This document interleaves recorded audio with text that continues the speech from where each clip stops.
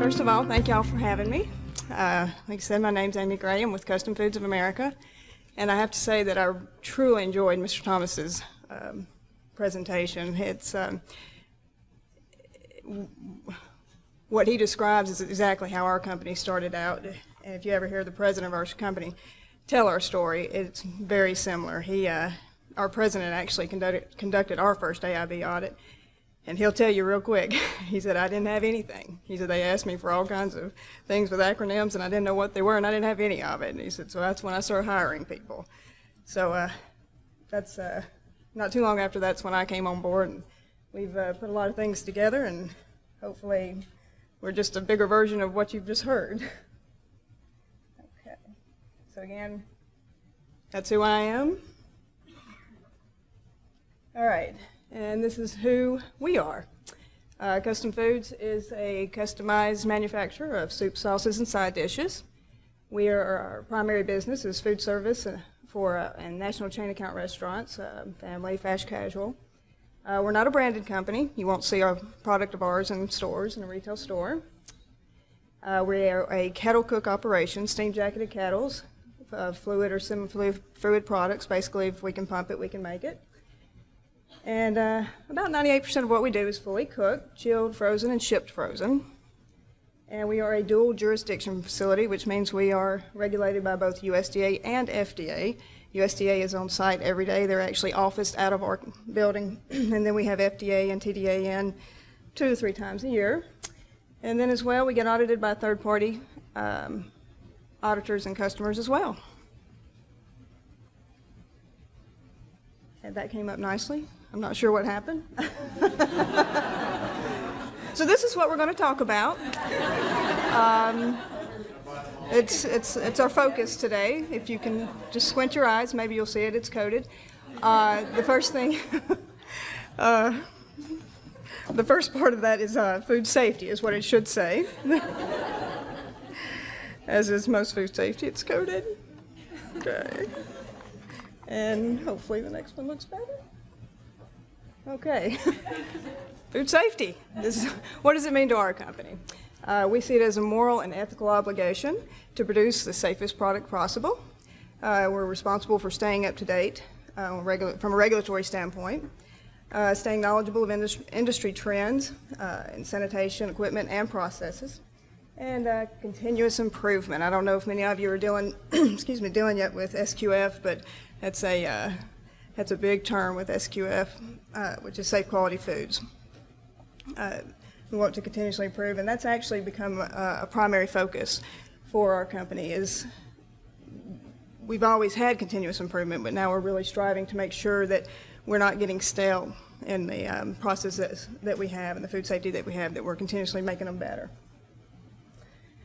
So that was our talk. When we're going to talk the talk, we walk the walk. So the best thing to do for not only us, but you all as well, establish a food safety management system. Ours is a GFSI. I don't know how many are familiar with those terms yet. They're still fairly new to manufacturing industry. It's a global food safety initiative, and within the global food safety initiatives, there's several schemes. There's some you may have heard of. There's SQF, BRC, 22,000. I don't know, Karen, maybe you can help. ISO 22,000, thank you. Our particular one is SQF. We are SQF certified now. So we use those, and we also use regulatory standards as a basis for our system. Our food safety management system is basically just a compilation of preventative guidelines for both personnel and facility. That system is designed, implemented, and maintained by a food safety management team. And programs should be written to meet or exceed requirements. Basically, say what you do what you say, and then prove it. It's basically just as simple as that.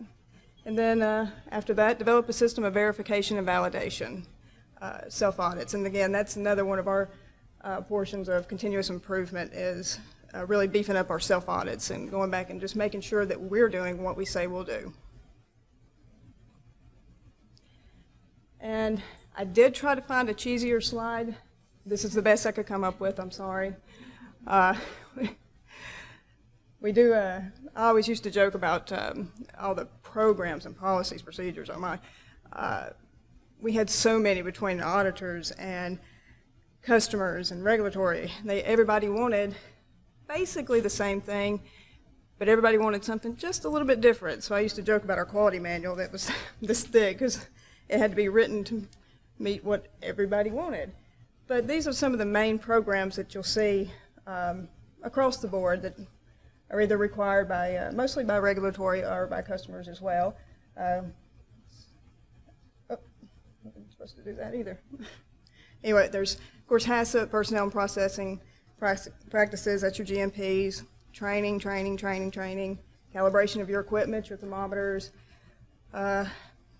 pH equipment, water activity meters, that sort of thing, management of pest and vermin, your pest control program, cleaning and inspection, your SSOPs, your pre-op inspections, your operational inspections, that sort of thing, water microbiology and quality. I know we team up with Microvac, so Karen helps us out a lot on that. And then control of physical contaminants, that's foreign material. We actually use rare earth inline magnets to hopefully catch any type of material coming through our product. Loading and unloading, your shipping and receiving, just making sure those trucks are clean going in and out. Allergen control, everybody knows that one. Our company actually has all 8 big allergens.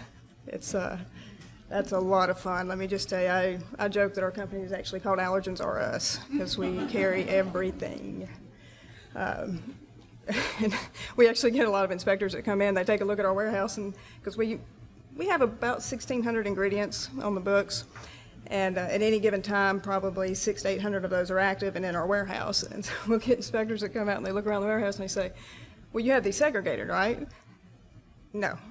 Because I've got one ingredient here that has soy, this one has soy and milk, this one has milk, wheat, and soy. So I'm not sure how to segregate that completely, but we do everything the best we can to keep it in its original packaging and keep it separate that way. Of course, supplier approval, that's one of our newer programs that we've really beefed up for SQF. Just going back and making sure we have all the needed paperwork from our suppliers, that it's up to date, our letters of guarantee, do they have HACCP, have they been audited, that sort of thing. Waste management and disposal, just make sure we're keeping everything clean and in a timely manner. Premises and equipment maintenance, speaks for itself, just keeping everything up to date and working good repair, excuse me. Complaint management, that's me. Recall strategy, making sure that we're doing those mock recalls for finished goods, packaging, and raw materials at least once a year. And a business continuity strategy. What do we do in the event that there's a natural disaster at the plant and we can't operate? Making sure that we team up with somebody to be able to carry on business and it's a reciprocal agreement with someone. So that was the first thing. The second topic of discussion that was coded earlier is food defense and just some things to consider.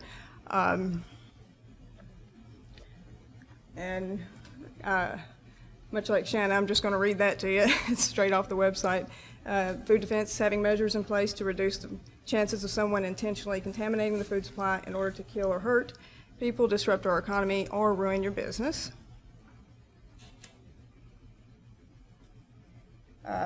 Something else to consider is making sure that your facility is registered with the FDA as part of the Bioterrorism Act of 2002.